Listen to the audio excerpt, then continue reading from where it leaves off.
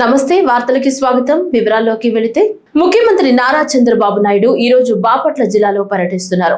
వేమూరు నియోజకవర్గం సూరేపల్లిలో మీ భూమి మీ హక్కు కార్యక్రమంలో ముఖ్యమంత్రి పాల్గొన్నారు. ఈ సందర్భంగా ఏర్పాటు చేసిన స్టాల్స్ ను ముఖ్యమంత్రి తొలుత పరిశీలించారు.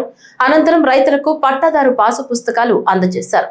ఈ సందర్భంగా ముఖ్యమంత్రి మాట్లాడుతూ ప్రజా సంక్షేమమే ప్రభుత్వ లక్ష్యమన్నారు. బాపట్ల జిల్లా వేమూరు నియోజకవర్గంలోని సూరేపల్లిలో మీ భూమి మీ హక్కు కార్యక్రమంలో సీఎం చంద్రబాబు మాట్లాడారు. ప్రజల ఆస్తులకు భద్రత ఇవ్వాలనే పట్టాదారు పాసు పుస్తకాలు ఇస్తున్నట్లు తెలిపారు. భూమి అనేది ఆస్తి మాత్రమే కాదని జీవనాధారం, భద్రత, గౌరవమని పేర్కొన్నారు.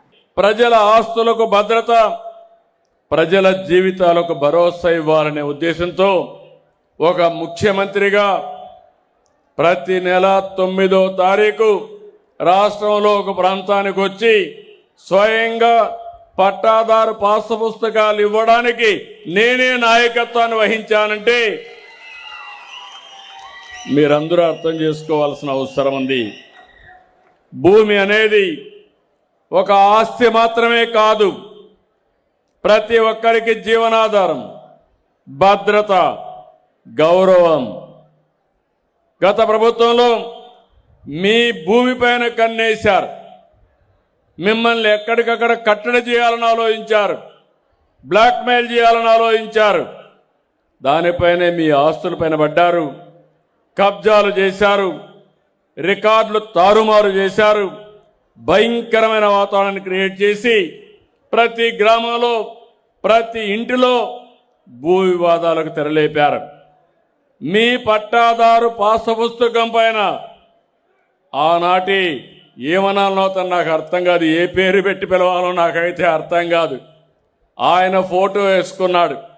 నిద్ర లేచి రోజంతా ఆయన ఫోటో మీరు చూడాలి. ఆస్తి మీది, ఫోటో అయింది.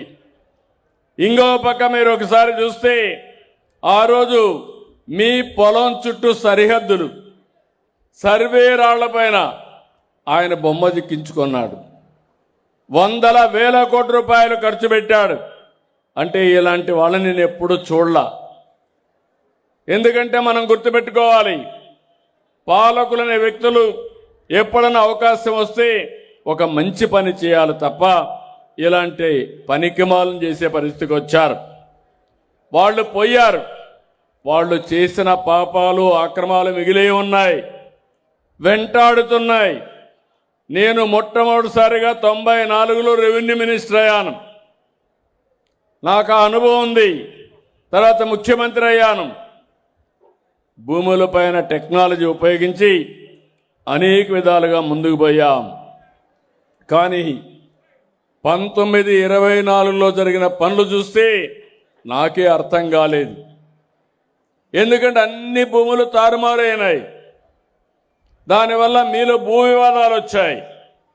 భూమి అనే సెంటిమెంట్, అధికార యంత్రాంగం సరిగా పనిచేయకపోతే మీలో ఇంకా విభేదాలు వచ్చి ఎక్కడికక్కడ భేదాభిప్రాయాలు వచ్చే పరిస్థితి వస్తుంది. నేను ఆఫీస్కి వెళ్ళాను.